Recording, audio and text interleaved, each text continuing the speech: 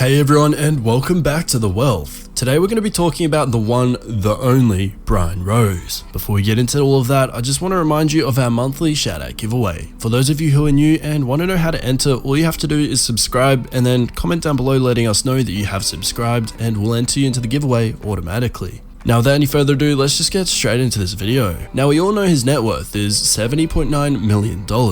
But he earned it. He's taught so many people how to be successful and helped them through their tough times in business. Here are his top 7 business success habits.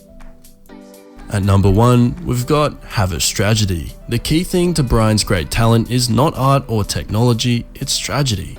He puts the right people in the right place. He's basically becoming the Richard Branson of the podcast world. He's built a strong team around him and treats every guest as a mentor, getting some of the best business and life advice from the true thought leaders like Chris Eubank, Daniel Priestley, and Peter Sage. Number 2, be adaptive. Now, Brian's vision has always been the same, but he isn't afraid to change the direction of the podcast and his life. You too should be ready to tweak your product, service, or whole startup to adapt to your audience. You can see the influence of guests on Brian's own life. I do Portal Lives on his exercise routine, Dan Pena and Daniel Priestley in his business strategy, and many more in tiny habits that come through in following interviews. Be humble enough to take advice from the experts. Number 3, take risks. We all know that everything is a risk, including not taking a risk. The number 1 risk that changed the podcast and the whole of London Real as a business was letting Dan Pena into his life. Brian shifted from spiritual and laid back to demanding the best of himself in every aspect of his life. Every time Brian has to change his product or service, he risks upsetting his audience, but it's a necessary step of growing a business. Number 4, take massive action. If there's one thing that has truly made London Real, what is it?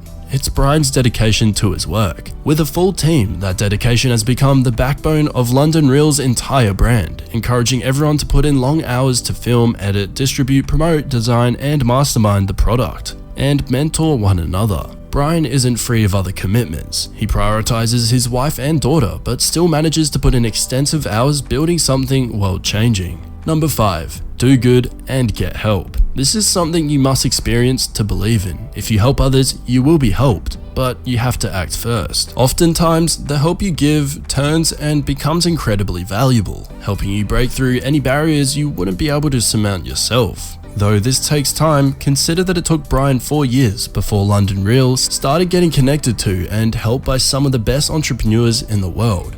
To get the most support, be amazing to others and build amazing things, cool enough to encourage use, but useful enough that they're of great help.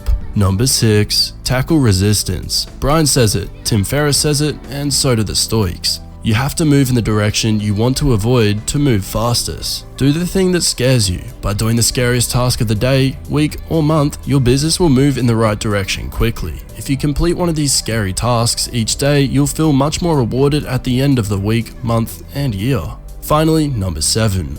Last but not least, we have his habit to balance perfectionism. One thing I only recently realized with Brian is his attention to detail and perfection. He has found the balance between trying to make everything perfect and making sure that the work gets done. It's very easy for perfectionism to become a procrastination. Brian toes the line with perfectionism, but always